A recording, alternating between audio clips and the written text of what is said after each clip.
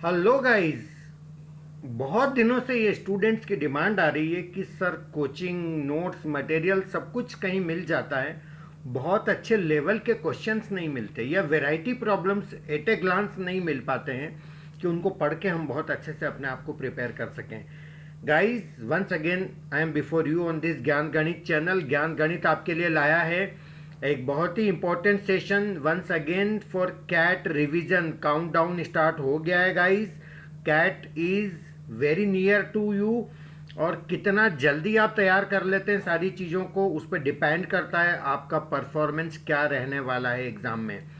तो गाइस, सबसे पहले हम क्वेश्चन का एनालिसिस स्टार्ट करेंगे। आज का हमारा क्वेश्चंस का सेट देखिएगा। First question, A and B can fill a cistern in 7.5 minutes and 5 minutes respectively, and C can carry off 14 liters per minute. If all the pipes are open when the cistern is full, it is emptied in 1 hour, then find the capacity of the cistern. Okay guys, ये pipes and cistern का question है। मैं identify अभी कर नहीं पा रहा हूँ कि वेदर इट इज इजी और tough. Second question, Mr. Gupta has X children by his first wife. Mrs. Agarwal has X plus 1 children by her first husband. They marry and have children of their own.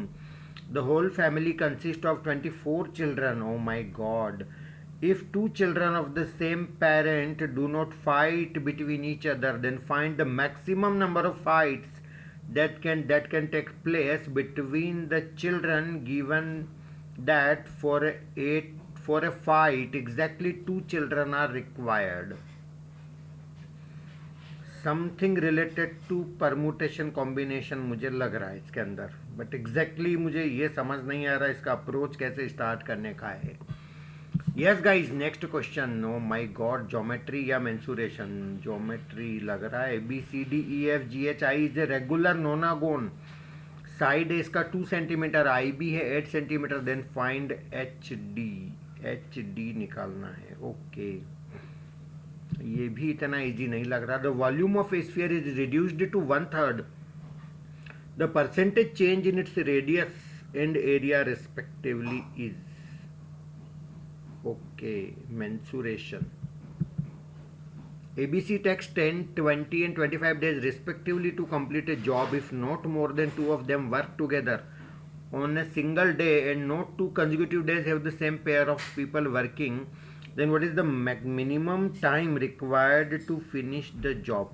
ये मेरा favourite area work and time, और मुझे लग रहा है ये जल्दी हो जाएगा क्वेश्चन। क्यों ना यहीं से स्टार्ट कर देते हैं अटैक करना इसके ऊपर, है ना गाइस? चलिएगा स्टार्ट करते हैं। सबसे पहले मैं लिख लेता हूँ वो ये जो अपना अप्रोच रहता है। पहले तो एक चीज़ समझ लो कि जो ए बंदा है उसको 10 डेज लगते हैं काम करने में, अकेला करे तो बी को काम करने में 20 डेज लगते हैं, सी को 25 डेज लगते हैं। अब इन्होंने बोला कि हर दिन एक नया पेयर आना चाहिए और 2 से ज़्यादा लोग आना नहीं चाहिए। तो पहले दिन किसको लेना चाहिए, कौन से पेयर को? ए बी को या बी सी को या ए सी को? गाइज, उनको ले ना जिनकी इफ़िशियंसी ज़्यादा हो, जो कम टाइम में काम करते हों। तो डेफिनेटली पहले दिन किसको लेना चाहिए गाइज? ए के साथ बी को ले लो। अगले दिन डिफरेंट पेयर लेना है तो ए को तो ले ही लो क्योंकि ये मोस्ट इफिशियंट है, कम टाइम में करता है। इसके साथ सी लेना ही पड़ेगा, मेरे पास कोई ऑप्शन ही नहीं है। अगले दिन फिर ए बी को काम करवाने के लिए ले लो, फिर ए सी को ले लो, ऐसे चलता जाएगा ये। तो ये कितने मिनिमम टाइम में काम खत्म हो सकता है गाइज? तो सबसे पहले मैं एक काम करूंगा, आर टी डब्ल्यू, इतना तो लिख ही लिया जाए। ए बंदा, बी बंदा और सी बंदा। चलो जल्दी से बोलो इनका टाइम। 10, 20, 25। एलसीएम मेरा आ गया 100। तो गाइस ये आपका आ जाएगा rate 10 then 5 then 4। Is that clear guys? अब मान लीजिए ए और बी आया पहले दिन, एक दिन काम किया ए और बी ने, तो इनका टोटल रेट है 10 + 5 15। तो मेरा काम हो गया 15। अगले दिन ए के साथ सी आएगा क्योंकि डिफरेंट पेयर लेना है, तो 10 + 4 14। एक दिन इस पेयर ने काम किया तो काम हो गया मेरा 14, यानी टोटल 2 दिन का काम हो गया मेरा 29। इसका मतलब मैं 2 दिन और लगा दूं इसी तरह से ए बी और ए सी पेयर को लेके, तो फिर से 29 काम हो जाएगा। Is that clear guys? फिर से मैं ए बी और ए सी पेयर लेकर के 2 दिन और लगा दूं तो फिर से मेरा 29 काम हो जाएगा। इसका मतलब 2 और 2 4 और 2 6 दिन में 87 काम हो जाएगा गाइस। काम है कितना गाइस? 100। कितने दिन हो गए गाइस? 6 दिन। A B A C A B A C A B A C. अब किसकी बारी है? ए बी की, है ना गाइस? चलिए अब ए बी की बारी है और 87 वर्क हो गया 100 में से। तो वर्क बचा ही कितना गाइस? 13 काम बचा। और यदि जो पेयर ए बी वाला काम करने आएगा तो उसका रेट है 15 और काम बचा 13, तो वर्क है मेरा 13 और रेट है मेरा 15, तो टाइम लगेगा मेरे को। टाइम इज इक्वल टू क्या होता है? वर्क अपॉन रेट, यानी कि 13/15। Is that clear?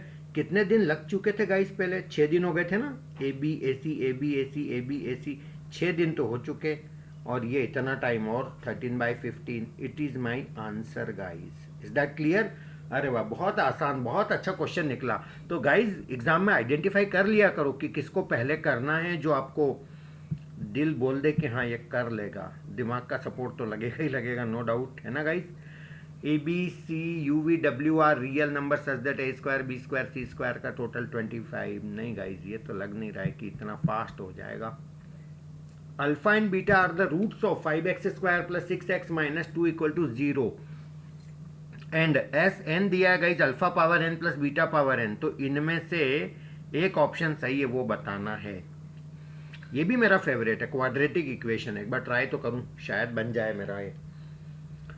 Alpha beta इसके रूट्स हैं, तो कैन आई से 5 अल्फा स्क्वायर, अल्फा बीटा इसको सेटिस्फाई करेंगे, +6 अल्फा -2 = 0, और बीटा भी इसको सेटिस्फाई करेगा, तो 5 बीटा स्क्वायर +6 बीटा -2 = 0। चलिए, और एस एन दिया है alpha power N plus beta power N. Okay, यदि ऐसा कहीं लिखा है तो उसको एस एन बोल देंगे। और इन ऑप्शन में से कौन सा सही है पता करना है। 6s6 + 5s5 - 2s4 = 0, 7s6 + 4s5 + 2s4 = 0, 5s6 + 6s5। एक चीज मैं ऑब्जर्व कर रहा हूँ, यहाँ 6 आ रहा है, यहाँ 5 आ रहा है, यहाँ 4 आ रहा है, सब में यही चीज आ रही है, 6 5 4, 6 5 4, है ना, 6 5 4। इसका मतलब ये हुआ गाइस, ये S6 का मतलब क्या होगा? SN ये है, तो S6 मेरा हो जाएगा, रफ में यहाँ पर अपन अलग से देख लेते हैं। S6 का मतलब हो जाएगा alpha power 6 plus beta power 6। Okay, तो यदि मेरे पास अल्फा स्क्वायर है और मुझे अल्फा पावर 6 लाना है, तो मेरे को इस इक्वेशन को पूरी को मल्टीप्लाई किससे करना पड़ेगा? अल्फा पावर 4 से।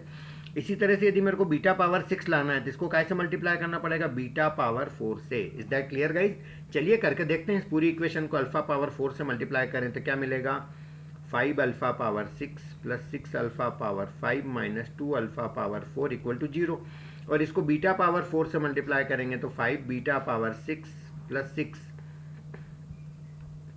Beta power 5 minus 2 beta power 4 = 0। Is that clear guys?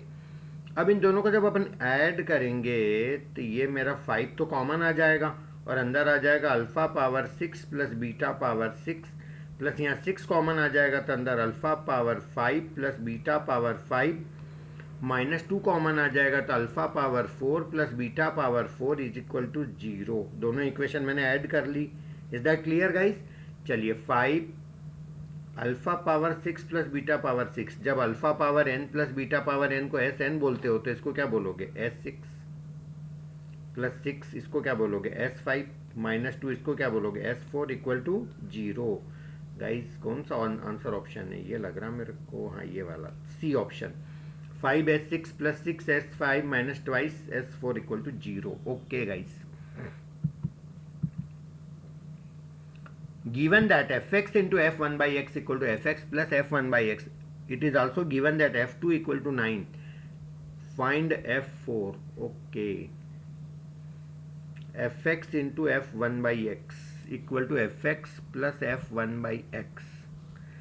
Guys ये क्वेश्चन इस टाइप का मैंने कहीं देखा है, और जब भी ऐसी प्रॉपर्टी होती है तो एक स्पेशल टाइप के फंक्शन होते हैं जो इस प्रॉपर्टी को सेटिस्फाई करते हैं, और वो ऐसे होते हैं x पावर n प्लस 1। यदि ये याद है तो बड़े आसानी से क्वेश्चन हो जाएगा, नहीं तो बहुत बहुत बहुत लेंदी हो सकता है। अब x पावर n प्लस 1 आपको एक बार चेक करके बता देता हूँ कि सच में ये सही है क्या।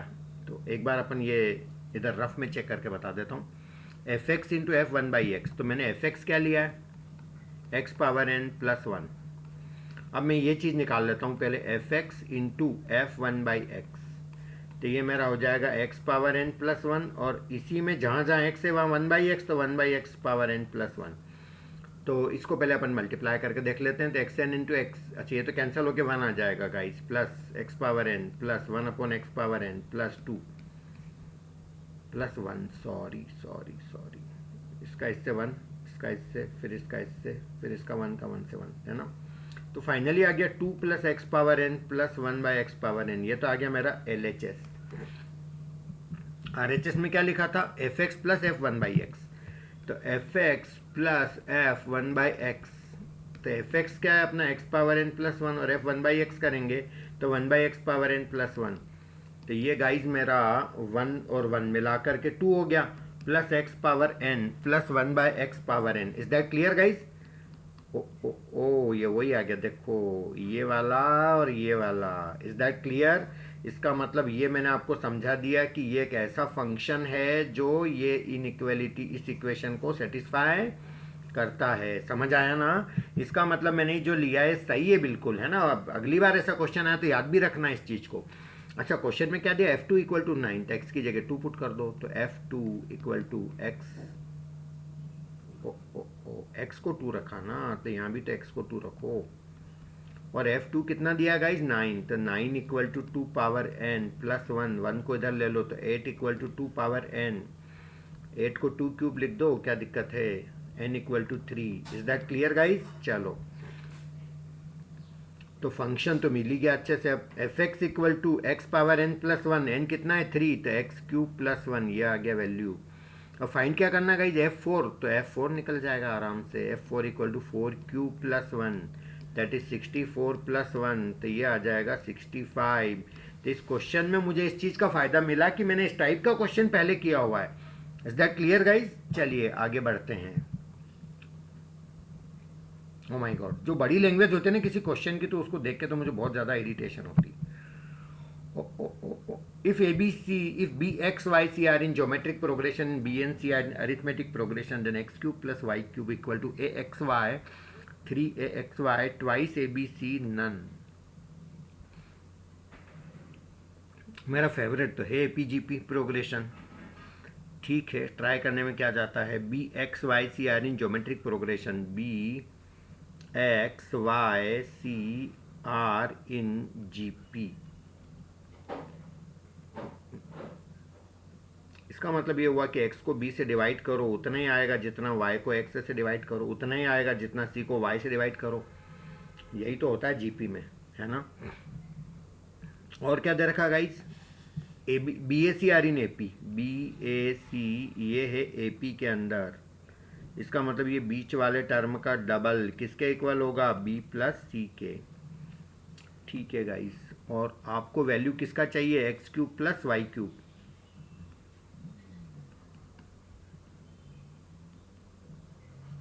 इसको क्रॉस मल्टीप्लाई करेंगे तो एक्स स्क्वायर का वैल्यू आ जाएगा बी वाई, है ना, ये वाला।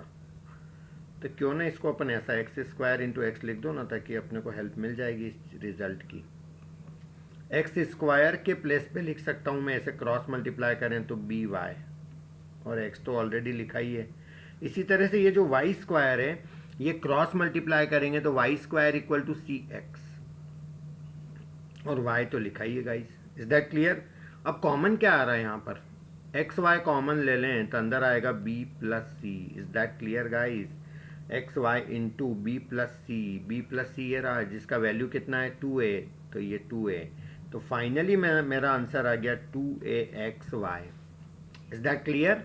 अब ऑप्शन पर नज़र डालो, ये 2aXy नहीं है, ये तो aXy है, ये 3aXy है, जबकि आंसर तो 2aXy है, और यहाँ तो XY आ ही नहीं रहा है, तो आंसर क्या होना चाहिए, नन। सब लोग यही गलती करते हैं गाइस, के नन लगा देते हैं।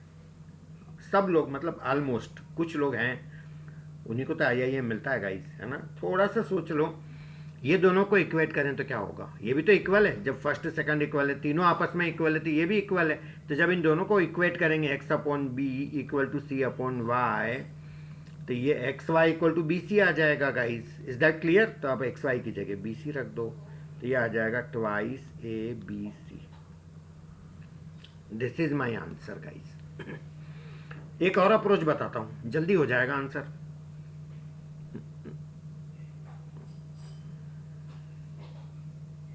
B X Y C GP में अपन कुछ नंबर ले लेते हैं। B X Y C, B को जैसे 1 लिया तो ये 2 लिया, तो ये 4 लिया, तो ये 8 लिया। ये मेरी जीपी बन गई ना। और क्वेश्चन में दिया B A C are in AP, तो बी को 1 ले लो, बी तो 1 ले ही रखा है, सी 8 है, और यदि ये एपी में है फ्रैक्शन में आ रहा तो ऐसा क्यों ना करें कि यहाँ 2 ले लें, यहाँ 4 ले लें, यहाँ 8 ले लें, यहाँ 16 ले लें। Is that clear guys?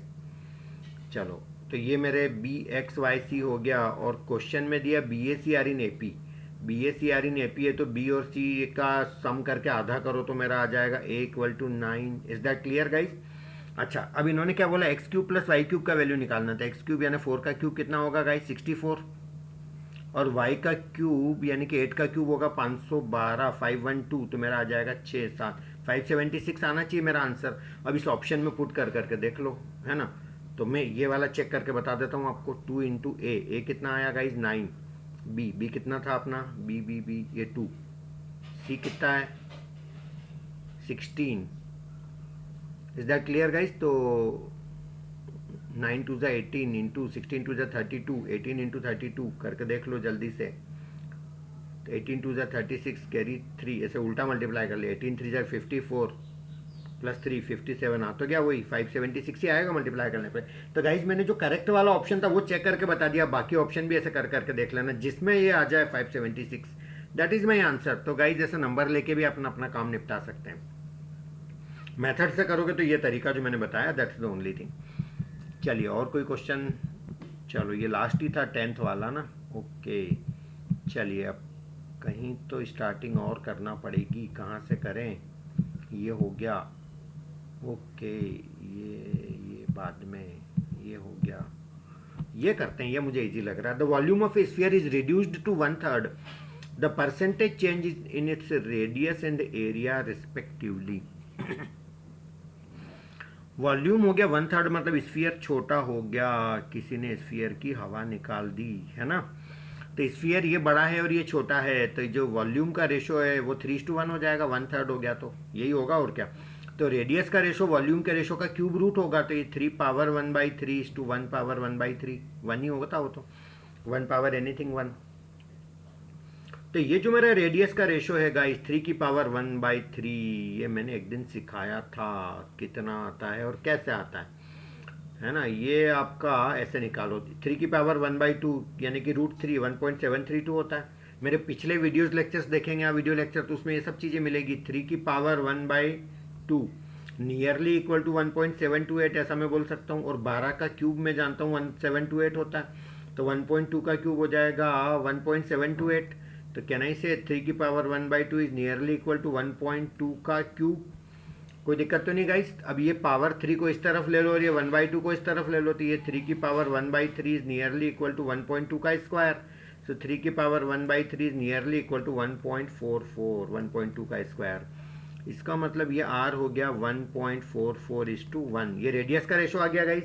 Is that clear? कोई प्रॉब्लम तो नहीं।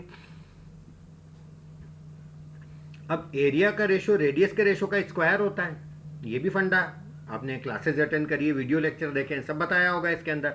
अब 1.44 का मेरे को स्क्वायर करना है गाइस, तो 1.4 का स्क्वायर मेरे को पता है 1.96 होता है, क्योंकि 14 का स्क्वायर 196 होता है, तो इससे तो ज़्यादा ही आएगा। 1.44 है तो मैं अप्रोक्स 2 लेके देख लेता हूँ। 2:1 मेरा एरिया का रेशो आ गया, यानी एरिया मेरा 2 से 1 हो गया, यानी आधा हो गया। आधा हो गया मतलब 50% कम हो गया। Is that clear? एक ही ऑप्शन दिख रहा मेरे को 50% वाला, ये यही होना चाहिए। अब और चाहो तो और कंफर्म कर लो अभी, है ना। ये 56 है, ये 62 है, ये 71 है, तो बहुत ज़्यादा डिफरेंस आ रहे हैं इनमें, है ना। अच्छा आप ये भी चेक कर लो ना, रेडियस वाले फंडा, रेडियस आपका 1.44 से 1 हो गया, तो कितना गिरा ये? 0.44 गिरा। कितने बेस पे गिरा? 0.44, 1.44 बेस पे। तो परसेंटेज डिक्रीज यही वाला हुआ ना। तो पॉइंट के बाद 2 डिजिट है, तो 44/144 मल्टीप्लाइड बाय 100, यही आ रहा ना गाइस। चलिए अब इसको कैसे सॉल्व करें।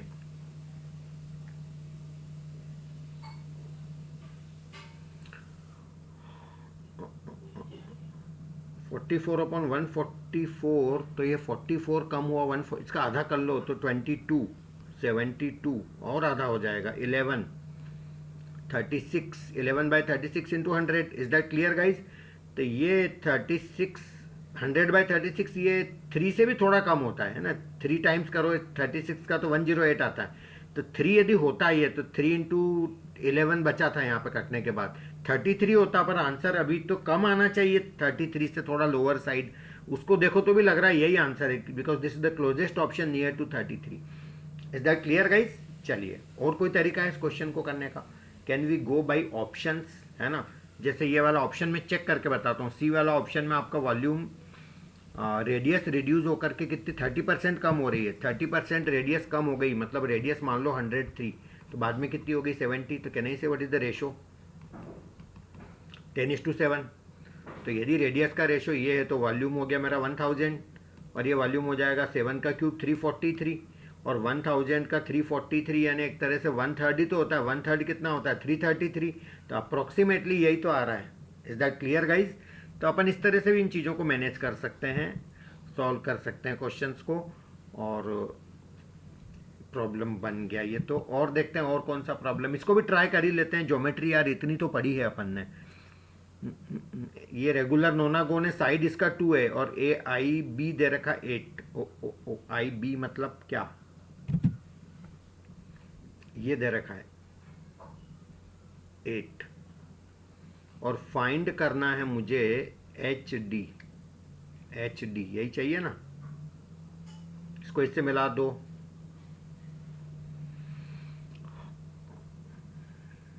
इसको इससे मिला दें तो ये लेंथ भी मेरी 8 हो जाएगी, क्योंकि आई के बाद एक पॉइंट छोड़ के ये है, तो यहाँ भी तो जी के बाद एक पॉइंट छोड़ के ये है, तो ये 8 है, तो सेम लॉजिक से ये भी 8 हो जाएगा। Is that clear guys? कोई प्रॉब्लम नहीं होना चाहिए इसके अंदर, क्योंकि ये तो सिमेट्री रहेगी ना, रेगुलर नोनागोन है तो। ओके अब मेरे को ऐसा क्या करें कि एच डी का लेंथ आ जाए। गाइज मैं इसको एक्सटेंड कर रहा हूं, और ये इसको मैं यहां से परपेंडिकुलर डाल रहा हूं ऐसे, 90 डिग्री हो गया है। फिर यहां परपेंडिकुलर डाल रहा हूं ऐसे। चलिए ये एंगल कितना डिग्री होगा? नोनागोन का इंटीरियर एंगल है, ये नोनागोन का इंटीरियर एंगल है। तो कैसे निकालते हैं गाइज इंटीरियर एंगल? फार्मूला होता है n-2 into 180 degree by n। ये इंटीरियर एंगल निकालने का फार्मूला है। तो नोनागोन में n 9 होगा, 9 साइड 9 - 2 7 इंटू 180 बाय 7। नहीं n तो 9 है ना गाइज, 9 2 जा 18 27 जा 140 डिग्री आ रहा है ये मेरा। Is that clear guys? अच्छा ये इक्वल साइड है, दोनों नोनागोन की साइड है, तो ये एंगल भी इक्वल होंगे दोनों।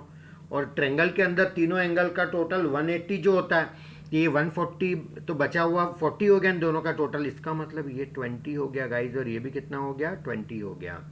कोई प्रॉब्लम तो नहीं गाइज? ये पूरा एंगल कितना होगा गाइज? ये पूरा, ये भी तो इसका इंटीरियर एंगल है, ये भी 140 डिग्री होगा। तो इसका मतलब ये हुआ कि ये वाला एंगल मेरा 140 में से 20 गया तो ये 120 हो जाएगा। Is that clear guys? हाँ, और ये 120 है तो ये बाजू वाला मेरा 60 डिग्री हो जाएगा, और ये 90 है 60 है तो ये मेरा 30 हो जाएगा। ओ माय गॉड कितना अच्छा ब्यूटीफुल है ये सब कुछ। ये नोनागोन की साइड है, और साइड दे रखी है 2, तो ये मेरा 2 हो गया गाइज। क्या मैं ये निकाल सकता हूँ क्या? मतलब ए बी जी एच आई, इसको जे नाम दे देते हैं, इसको के नाम दे देते हैं। Can I determine G J perpendicular upon hypotenuse sine theta होता है, तो कैन आई से sin 30 डिग्री इक्वल टू, मैं है ना ये वाला ट्रेंगल देख रहा हूँ इधर से, ये वाला, ये मेरा परपेंडिकुलर हो गया एंगल के सामने वाला, और हाइपोटनीज मेरा 2 हो गया, तो परपेंडिकुलर यानी कि जे जी अपॉन ये 2, तो ये 1/2 equal to J G upon 2। तो गाइस 2 से 2 भी कैंसल, ओ तो जे जी हो गया 1, तो ये मेरा आ गया लेंथ 1। और गाइज ये 1 है तो सेम लॉजिक से ये भी 1 हो जाएगा, सारी चीजें इधर भी तो वैसी ही होगी सिमेट्रिकल। तो ये मेरा 8, ये 1 और ये 1, तो मेरा जेके हो गया 10। ओके, और यदि जेके मेरा 10 हो गया तो एच डी भी तो 10 होगा, आमने सामने की साइड इक्वल होती है रेक्टेंगल के अंदर। अरे वाह, कितना ब्यूटीफुल क्वेश्चन निकला है। Is that clear guys? चलिए और देखते हैं और कौन सा कर सकते हैं अपन। चलो इसको भी ले ही लेते हैं, इसका भी नंबर ले ही लेते हैं, या और कुछ ले लें। ये ले रहा हूं मैं पहले। चलो पाइप्स एंड सिस्टर्न वाला फंडा, वह तो वर्क एंड टाइम ही है ना एक तरह से। A and B can fill a cistern in 7.5 minutes and 5 minutes respectively, and C can carry off 14 liter per minute. If all the pipes are open when the cistern is full, it is emptied in 1 hour, then find the capacity of the cistern. Okay. Guys इसके अंदर अपन एक काम करते हैं, RTW करना तो वही पड़ेगा। ये सिस्टर्न है, ये 2 फीलिंग पाइप है A और B, और ये जो बाहर पानी जा रहा है वो 14 लीटर है per minute. Is that clear guys? All the pipes are open when the cistern is full. Okay, ये पहले से भरा है तो ये खाली होगा कि भरेगा, क्या बोला है? Then find the capacity of the cistern. Okay, it is emptied in 1 hour. अच्छा, खाली हो जाता है 1 घंटे में। तो गाइज ये खाली हो रहा है और पहले से फुल भरा है, इसका मतलब ये हुआ कि जो पानी आ रहा है उससे ज़्यादा जा रहा होगा, नहीं तो खाली होने के बजाय ये और ओवरफ्लो हो के बाहर निकलता रहता। Yes no? Is that clear guys? अरे ये तो वैसा सिचुएशन हो गया कि आपका बैंक अकाउंट लबालब भरा है, फादर भी पैसे डाल रहे हैं, मदर भी पैसे डाल रही है, और अपन इतनी स्पीड से खाली कर रहे हैं कि पूरा बैंक अकाउंट अपन ने खाली कर दिया है ना। This type of situation is this. तो यहाँ पर ये मेरा ए पाइप भर रहा है, बी पाइप भर रहा है, सी खाली कर रहा है और खाली कर रहा है। तो पहले तो ये वैल्यूज तो लिख लें अपन। ए भर रहा 7.5 मिनट में अकेला, ये भर रहा 5 मिनट में। ये खाली करने वाले का रेट दे रखा 14 लीटर। ठीक है, अब अच्छा तीनों एक साथ चलें तो खाली वाला ज़्यादा है तो सी पहले लिखूंगा -A + B, तो 1 घंटा लगता है, यानी 60 मिनट लगते हैं इसको खाली होने में। सी -A + B करेंगे क्योंकि सी ज़्यादा है, खाली ज़्यादा हो रहा, आ कम रहा है। A + B - C करूँगा तो ये नेगेटिव नंबर आ जाएगा। ओके गाइस, तो ये एलसीएम ले लेते हैं 7.5, 5 और 60 का। 5 की टेबल में 60 आता है और 7.5 की टेबल में भी 60 आता है, बोल के देख लेना, नहीं आती हो तो लिख के देख लेना। 60 में एलसीएम ले लेता हूँ तो 7 8 जा ये 8 आ जाएगा मेरा यहाँ गाइस। 7.5 का डबल 15 और उसका फिर चौबल 4 टाइम्स 60, तो 8 टाइम्स ही हो गया और क्या। ये मेरा 12 हो गया गाइस, और ये मेरा 60/60 यानी यहाँ 1 हो गया। तो गाइस मेरा C - A + B इसका वैल्यू आया 1, और A + B में यहाँ से निकाल सकता हूँ ये 8 + 12 20, तो C - 20 = 1, तो C 1, तो C = हो गया मेरा गाइस 21। फिर से लिख देता हूँ, C - 20 = 1, तो C कितना हो गया गाइस मेरा 21। इसका मतलब ये मेरा तो 21 आ रहा है, और जो 21 है खाली करने का रेट वो उन्होंने दे रखा है 14, क्वेश्चन देने वाले ने। मेरा तो वही आएगा जो मैं यहाँ अज्यूम करूँगा नंबर, उसके अकॉर्डिंग आप ये बदल दोगे तो ये भी बदल जाएगा। Is that clear? और ये कोई ज़रूरी नहीं कि आप एलसीएम वाला फिगर ही लें, कुछ भी ले लो यार, आंसर तो आता ही है। ये सब बातें मैं पिछले वीडियोस में सिखा चुका हूँ गाइस। तो जो 21 है वो 14 है, तो जो कैपेसिटी मेरी 60 है वो कितनी हो जाएगी, बस इतना सा तो क्वेश्चन है। तो जो 21 है वो 14 है, जो 21 है वो 14 है, तो जो 60 है वो कितना, यही है ना गाइस क्वेश्चन मेरा। ओके, इसको ऐसा भी कर सकते हैं 7 2 जा 7 3 जा, जो 3 है वो 60 है, 20 टाइम्स, तो ये 20 टाइम्स करो, आ गया आंसर 40। तो my answer is 40। Is that clear? तो इसका मतलब 40 लीटर इस सिस्टर्न की कैपेसिटी है। Okay guys, good question. Is that clear guys? कोई प्रॉब्लम तो नहीं? चलिए, अब कई बच्चे बोलते हैं सर और कोई तरीका नहीं है क्या, ये हमको कंफर्टेबल नहीं लगा मेथड करने का, तो एक ट्राई करें क्या, अपन ट्राई मार लेते हैं कोई और मेथड, यदि बनता है तो, नहीं बनता है तो कोई बात नहीं। देखिए, ये पहला वाला पाइप 5 मिनट में भरता है, दूसरा वाला पाइप 7.5 मिनट में भरता है, और यदि खाली करने वाले को थोड़ी देर के लिए अपन साइड में रख लें, है ना, तो केवल ये इतना इतना भरते हैं। तो RTW LCM हो गया 15, 3, 2, A + B हो जाएगा मेरा 5, तो ये 3, इसका मतलब 3 मिनट में ये दोनों भर देंगे, यही हुआ ना। थोड़ी देर के लिए खाली करने वाले को पिक्चर से निकाल दें, ये दोनों ही पाइप चल रहे हों, तो ऐसा टैंक 3 मिनट में पूरा भर देते हैं। और ये पूरी स्टोरी 1 घंटे तक चली, क्वेश्चन में दिया 60 मिनट, इसका मतलब 3 मिनट में ऐसा एक टैंक भर देंगे, तो 60 मिनट में ऐसे 20 भर देंगे, 320 60 होता है। Is that clear? अच्छा, क्वेश्चन में दिया था कि वो जो सिस्टम है वो ऑलरेडी फुल था, इसका मतलब ये कि एक टंकी जितना तो पानी भरा ही था, और 1 घंटे में 20 टंकी जितना पानी और आया, यानी कि 21 टैंक जितना पानी आया, उसको जाने में 14 लीटर के हिसाब से, 14 लीटर पर मिनट के हिसाब से 60 मिनट लग गए। Is that clear? यानी कि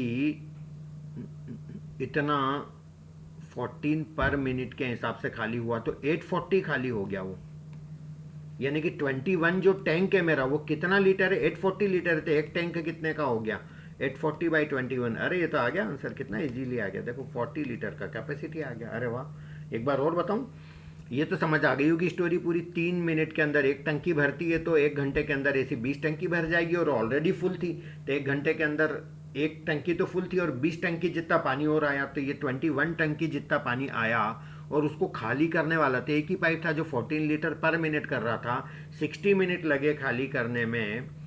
इज दैट क्लियर गाइज? तो 60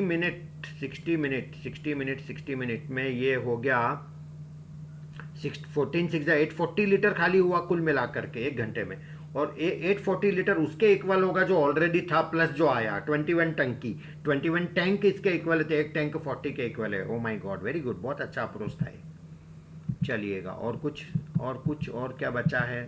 सारे करना कंपलसरी तो रहते नहीं ना क्वेश्चन, नहीं, चलो अभी तो कर लेते हैं एग्जाम में, ठीक है, आप देख लेना कितना छोड़ना है कितना लेना है। चलिए ये करते हैं, बहुत ब्यूटीफुल, इसकी स्टोरी अच्छी लग रही है, आपको भी पसंद आ रही होगी। Mr Gupta has X children by his first wife, Mrs Agrawal has X+1 children by her first husband, okay, they marry, अच्छा वो डिवोर्स दे दिया होगा इन्होंने पहले वालों को, okay, and have children of their own. The whole family consists of 24 children. If 2 children of the same parent do not fight between each other, then find the maximum number of fights that can take place between. Okay, चलिए पहले rough में थोड़ा सा try करते हैं। Mister Gupta की कोई wife रही होगी, मिसेस गुप्ता, और इनके बच्चे थे X, यही बोला है, फर्स्ट वाइफ से X बच्चे, and Mrs Agrawal X+1 children, okay. अब मिसेज अग्रवाल, ये तो मिस्टर गुप्ता है, अब मिसेज अग्रवाल और इनके कोई मिस्टर रहे होंगे, और इनके बच्चे थे X+1। Is that clear? तो मिस्टर गुप्ता ने इनका पत्ता काट दिया, और मिसेज अग्रवाल ने इनके मिस्टर का पत्ता काट दिया, इन दोनों की मुलाकात हुई होगी, now they got married and have, कितने बच्चे अब इनके हैं? अच्छा ये नहीं दिया है, नाउ ये कहाँ दिया था? They have children of their own, okay, marry and have children of their own, the whole family consist of 24 children, okay, ठीक है। अब फैमिली में 24 बच्चे हो गए टोटल, तो ठीक है ना, ये तो पता लग ही जाएगा इन दोनों के कितने, 24 में से माइनस करेंगे अपन ये दोनों का टोटल, तो 2X+1 माइनस करेंगे, टोटल बच्चे फैमिली में 24 हो गए, है ना, और ये हो गया 23 - 2X आएगा। Is that clear guys? इसका मतलब ये हुआ कि ये बच्चे सेम पेरेंट्स के हैं, इनके मम्मी पापा दोनों सेम है, मदर फादर, ये सेम पेरेंट्स के, इनके मदर फादर सेम है, ये सेम पेरेंट्स के, इनके मदर फादर सेम है, इनमें से कोई भी 2 बच्चों की फाइट होती है, 2 बच्चे मिलते हैं तो फाइट होगी ही नहीं, क्योंकि सेम पेरेंट के बच्चे झगड़ा नहीं करते हैं, this is given in the question, है ना। तो मैक्सिमम फाइट कितनी हो सकती है ये क्वेश्चन में बोला है। तो गाइज एक चीज समझ लो, 24 बच्चे हैं, और फाइट करने के लिए 2 बच्चे चाहिए, तो एग्जैक्टली 2 ही चाहिए, ना कम ना ज़्यादा। तो 24C2 तरह से तो टोटल दे कैन मीट। उनमें से वो केसेस अपन माइनस कर लेंगे जब फाइट नहीं होगी। ये जो एक्स बच्चे हैं इनमें से कोई से भी 2 कितने तरह से मिल सकते हैं, XC2, ये झगड़ा नहीं करेंगे। ये 23, ये पहले ये ले लेता हूँ मैं, X+1C2, ये भी झगड़ा नहीं करेंगे। और प्लस 23 माइनस 2XC2, ये भी झगड़ा नहीं करेंगे, है ना। तो ये मेरा वाई हो गया।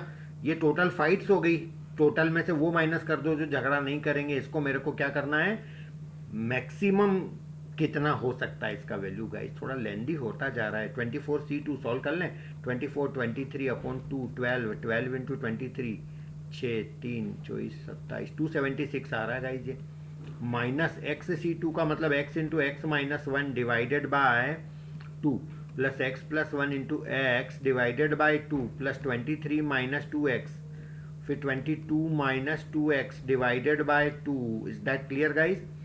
तो y इक्वल टू बनेगा मेरा 276 माइनस एलसीएम में मेरा 2 ले लूँ मैं, x इंटू एक्स माइनस 1, सब में 2 आ रहा था, एलसीएम में ले लिया। ये बनेगा मेरा x square minus x plus x square plus x plus 23 का 22 से। माई गॉड कितनी मेहनत करवाएगा क्वेश्चन ये। 506 minus 46x minus 44x plus 4x square.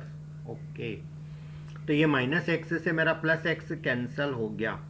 चलिए अब अपन जो बचा हुआ पोर्शन है वो उधर ही लिख लेते हैं, फेयर काम हो गया है तो, है ना। तो 276 माइनस अपोन में तो 2 है ही एलसीएम वाला, और एक्स स्क्वायर और एक्स स्क्वायर 2x स्क्वायर, और ये x कितना हो जाएगा 46 और 44 90, 2x square minus 90x, 2x square minus 90x, और क्या बचा, और ये 506 बचा बस, प्लस 506 की माइनस है, देख लो नहीं तो प्रॉब्लम हो जाएगी। प्लस है, ठीक है। चलिए अब उधर देखने की जरूरत नहीं, इक्वेशन आ गई अपनी। सो y इक्वल टू मेरा बनेगा गाइस 276 माइनस, इसको 2 से डिवाइड कर दो तो ये minus x square minus minus plus ये 45x, देन माइनस 506 को 2 से डिवाइड कर दो 253। Is that clear. चलिए अब y इक्वल टू मेरा बनेगा minus x square plus 45x और 276 माइनस 253, 276 माइनस 253 माइनस करेंगे, सॉरी 23। ठीक है, वैसे भी इस नंबर से कोई मतलब नहीं है। अब ये मेरे को चाहिए नंबर ऑफ फाइट, ये नंबर ऑफ फाइट आ गई, और ये मैक्सिमम कब होगी, मतलब मेरे को इसका मैक्सिमम वैल्यू निकालना है। गाइज इसका एक डायरेक्ट फार्मूला मैं बताता हूँ। कई सारे तरीके, जो मैथ बैकग्राउंड वाले वो ऐसा करेंगे, मैक्सिमा मिनिमा डिफरेंशिएशन लगा के डिफरेंशिएशन करके 0 के इक्वल कर देंगे। Is that clear guys. तो वो minus 2x plus 45 equal to 0, तो वो आंसर ऐसे करके लाएंगे 45 इक्वल टू 2x, तो x इक्वल टू आ जाएगा 2x। क्यों आएगा, कुछ गलत हुआ है क्या,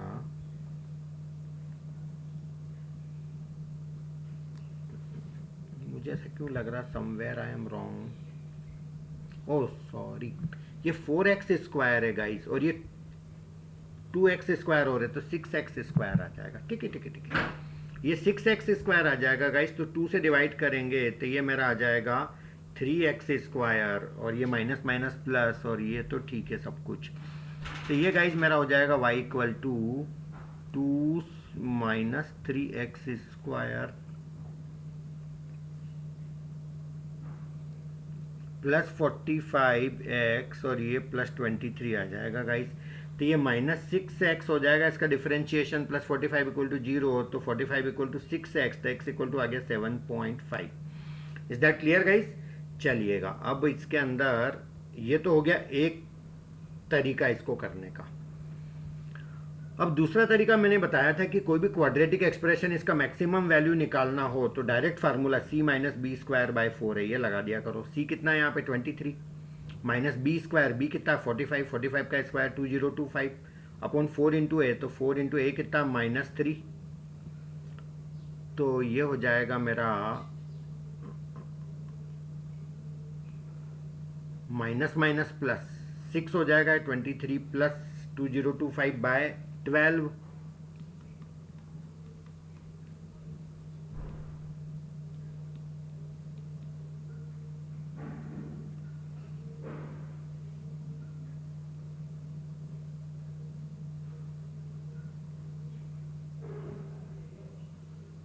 just a minute guys।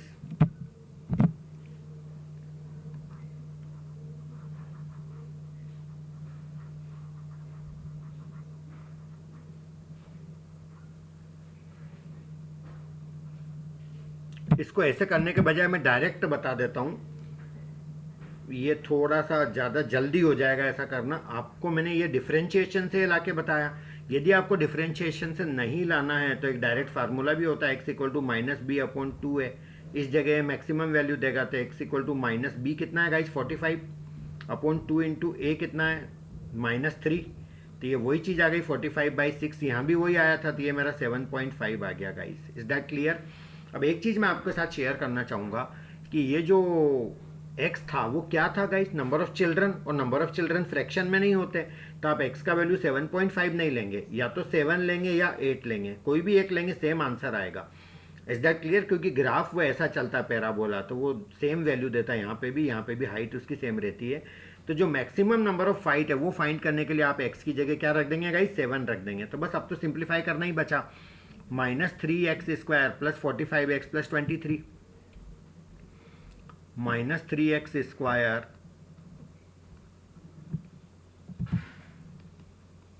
Plus 45x plus 23, यही है ना क्वेश्चन। और x की जगह 7 रख लो, तो ये 7 हो जाएगा 7 स्क्वायर 49, 49 3 हो जाएगा मेरा -147, प्लस x की जगह 7 रखेंगे तो 45 7 झा 7 5 35 5 कैरी 3 7 4 28 प्लस 3, तो ये 315 आ गया प्लस का, और प्लस 23 इसमें ऐड कर लेंगे तो ये 8 3 2 238 minus 147 238 minus 147 19। O my God,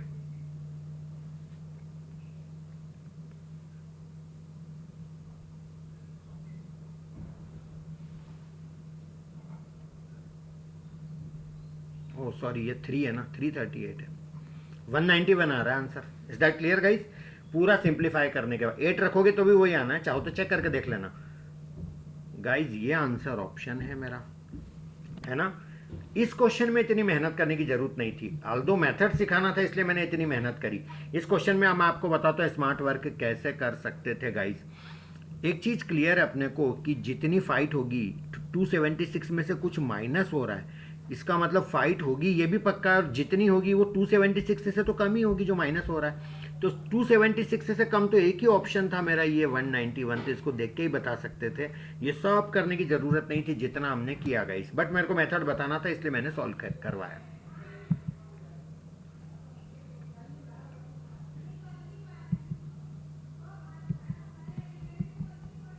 is that clear guys? तो ये मेरा फर्स्ट वाला क्वेश्चन हो गया, ये मेरा सेकंड वाला हो गया गाइस।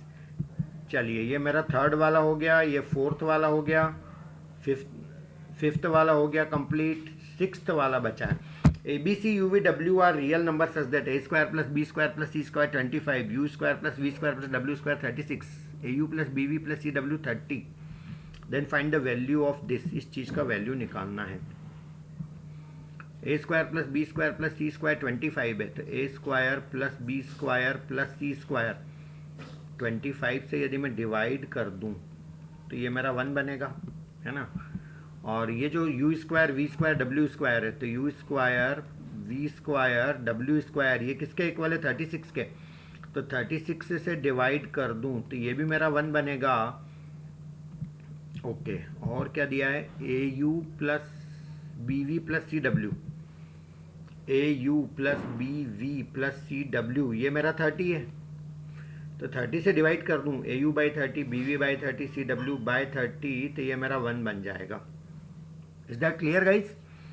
ये मेरा ए अपॉन 5 का होल स्क्वायर है, ये बी अपॉन 5 का होल स्क्वायर है, सी अपॉन 5 का होल स्क्वायर है। ओके ओके, ए अपॉन 6 का होल स्क्वायर है, A upon 5 minus U upon 6 का whole square. Just a minute guys,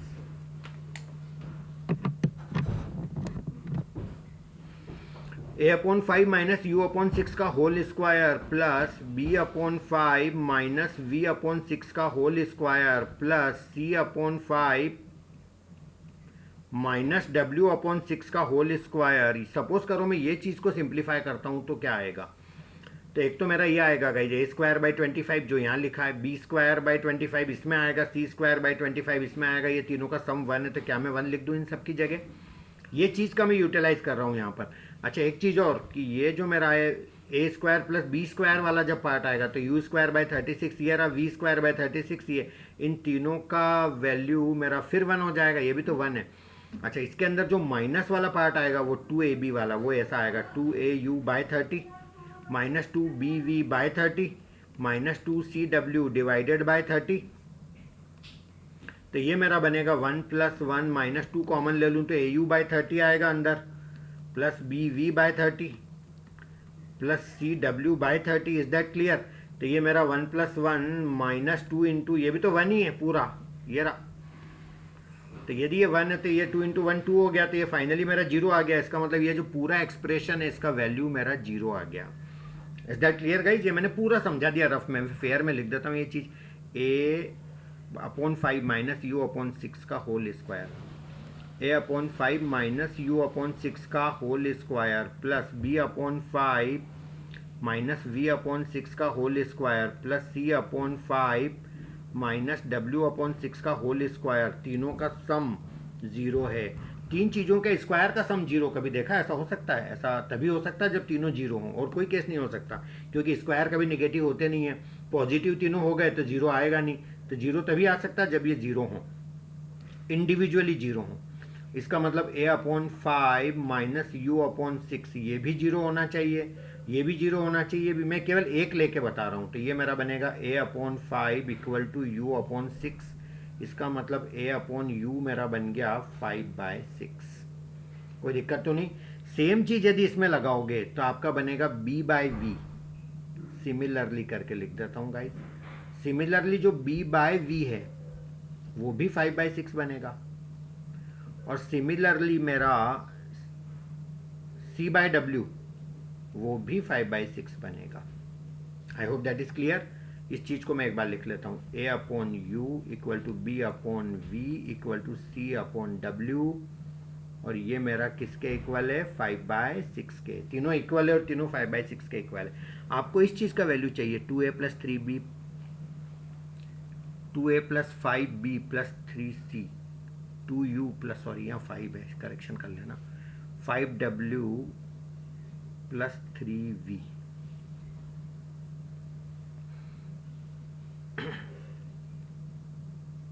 या 2 मल्टीप्लाई डिवाइड करें कोई फर्क तो पड़ेगा नहीं, एक तरह से कैंसिल ही हो गया। यहाँ 5 यहाँ भी 5 कर दो, यहाँ 3 यहाँ भी 3 कर दो। गाइज एक एडेंडो फंडा होता है रेशो प्रोपोर्शन में, इन तीनों का एडिशन इसके बराबर होगा 2a plus 5b plus 3c, और इन तीनों का एडिशन भी इसी के बराबर होगा 2u plus 5v plus 3w, यहाँ v और यहाँ पे w।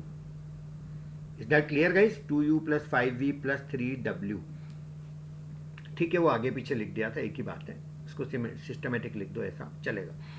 Is that clear guys? तो ये जो एक्सप्रेशन इसका वैल्यू मेरा आ गया 5/6। तो गाइज थोड़ा सा ट्रिकी था पर आ तो गया। पर यहाँ पर यदि किसी की बल्ब जल जाए तो एक मैं आपको शॉर्टकट बता रहा हूँ, यहाँ पे बहुत अच्छा शॉर्टकट है, समझ आ जाएगा आपको।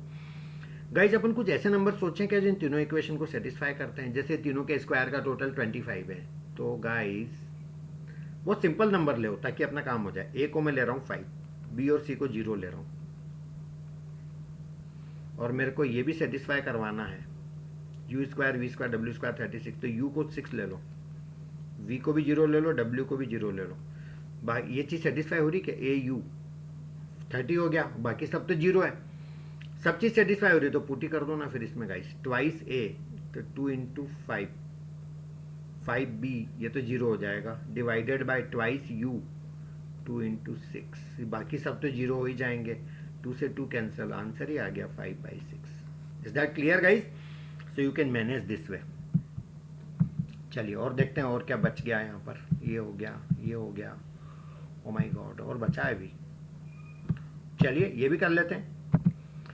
A class consists of 15 students and a teacher. The teacher writes natural number on the board and asks student to tell something about the number. The first student says this number is multiple of 1. The second says this number is multiple of 2. And so on till 15th student. The teacher noticed that all but 2 of them were correct in their statements and both of them spoke one after the other consecutively. Which two student was not correct? चलिए question समझाने का try करता हूं। Teacher ने board पे एक number लिखा, okay, 1 2 3 4 5 6 7 8 9 10 11 12 13 14 15, ये 15 बच्चे लाइन से बैठे हैं, ऐसा समझ लो आप। Is that clear?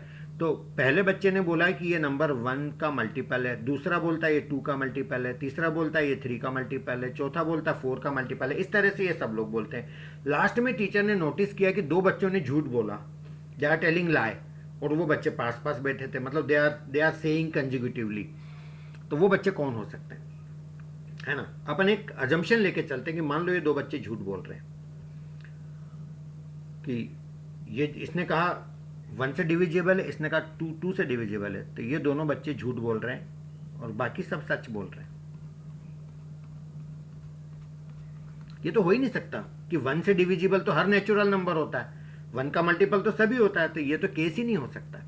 अब अपन ये लेके देखते हैं कि ये 2 बच्चे झूठ बोल रहे हैं, बाकी सब लोग सच बोल रहे हैं।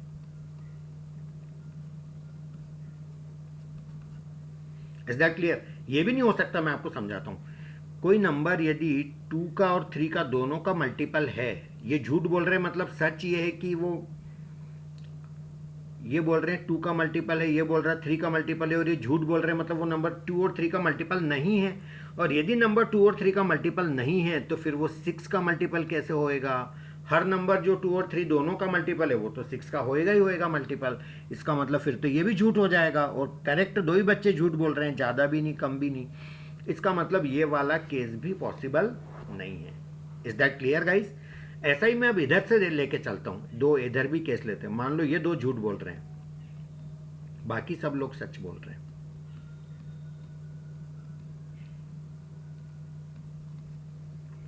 Is that clear? इस बच्चे ने बोला कि मेरा नंबर जो है वो ये नंबर 14 का मल्टीपल है, ये बच्चे ने झूठ बोला। इसका मतलब सच क्या है? सच क्या है? नंबर 14 का मल्टीपल है, इसने झूठ बोला। इसका मतलब सच क्या है? कि नंबर 14 का मल्टीपल नहीं है। और यदि वो 14 का मल्टीपल नहीं है तो फिर वो 7 का मल्टीपल है और वो 2 का भी मल्टीपल है। Is that clear? और 2 और 7 दोनों का मल्टीपल है तो वो डेफिनेटली 14 का मल्टीपल तो होगा ही होगा। इसका मतलब ये हुआ कि ये दोनों भी नहीं हो सकते। 15 14 नहीं हो सकता। सेम लॉजिक से 14 13 नहीं हो सकता, क्योंकि यदि नंबर 14 का मल्टीपल है, ये बात उसने बोला कि 14 का मल्टीपल है, यदि ये झूठ है तो इसका मतलब वो 14 का मल्टीपल नहीं है, और 14 का मल्टीपल नहीं है तो फिर वो 2 और 7 का मल्टीपल कैसे है? तो ये इस तरह से आप एलिमिनेट करते करते आपको एट द लास्ट आप ये बोलेंगे कि हाँ ये पेयर हो सकता है जो झूठ बोलेगा। इसमें कहीं कोई कॉन्ट्रडिक्शन नहीं आ रहा। हो सकता है कि वो नंबर 8 और 9 से डिविजिबल नहीं हो, जबकि बच्चों ने बोल दिया 8 और 9 से डिविजिबल है और बाकी सबसे divisible. Is that clear guys?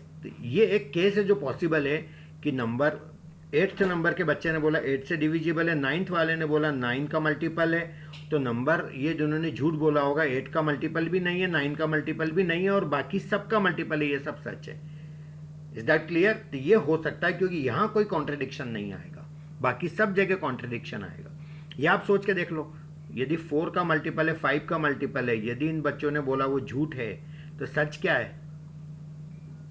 4 का मल्टीपल नहीं है ना मेंबर, और 5 का मल्टीपल भी नहीं है, तो फिर वो यदि वो 15 का मल्टीपल है तो 5 का तो होएगा ही होएगा। 12 का मल्टीपल है तो वो 4 का तो अपने आप ही हो जाएगा। तो ये तो अपन कॉन्ट्रडिक्शन से इन चीज़ों को सॉल्व करके लास्ट में at the most upon at the last ये बोल सकते हैं कि वो नंबर 8, 9 ये 2 केस होंगे। Is that clear guys? तो थोड़ा सा लॉजिकल, थोड़ा सा ट्रिकी टाइप का क्वेश्चन था ये। चलिए गाइस, तो ये सारे क्वेश्चन हमारे, और बच गया क्या कोई? हाँ यही तो था अभी, सॉरी ओके। चलिए गाइस, तो ये सारे क्वेश्चन अपने डिस्कस हो गए। फाइनली एक बार चेक कर लो, एग्जाम में भी ध्यान रखना, जितना मैक्सिमम कर सकें, जितना बेस्ट कर सकें उतना करना है। This was first question pipes and cistern वाला। ये सेकंड क्वेश्चन परम्यूटेशन कॉम्बिनेशन से रिलेटेड था गाइज। ये ज्योमेट्री थी, ये मेंसुरेशन था, ये आपका वर्क एंड टाइम था, ये आपका नंबर्स वाला खेल था पूरा, ये आपका क्वाड्रेटिक इक्वेशन वाला गेम था गाइस, और ये फंक्शन था 8th क्वेश्चन में। 9th क्वेश्चन में फिर से ये नंबर्स वाला गेम था। Is that clear guys? और उसके बाद 10th क्वेश्चन में ये प्रोग्रेशंस था। So this was all about this session. Channel को सब्सक्राइब करिएगा, रेगुलरली वीडियोस देखते चले जाइएगा। कोई यहाँ पर अभी फ़िलहाल मैंने कहीं कोई भी चीज़ कोई यहाँ पर कॉपी पेस्ट नहीं है, डायरेक्ट आपको यहाँ पर क्वेश्चन पूरा मैं एक एक चीज़ अच्छे से बता रहा हूँ आपको। Is that clear guys? और मैक्सिमम क्वेश्चन मैं ट्राई कर रहा हूँ, कुछ क्वेश्चन मेरे अपने हों, कुछ क्वेश्चन मटेरियल से हों, ज़्यादा से ज़्यादा स्टूडेंट्स को आपको क्वेश्चंस मिले, ओरिजिनल क्वेश्चंस मिले। तो गाइस चैनल को सब्सक्राइब करिएगा, चैनल पे बने रहिएगा। Thank you very much, have a nice day guys.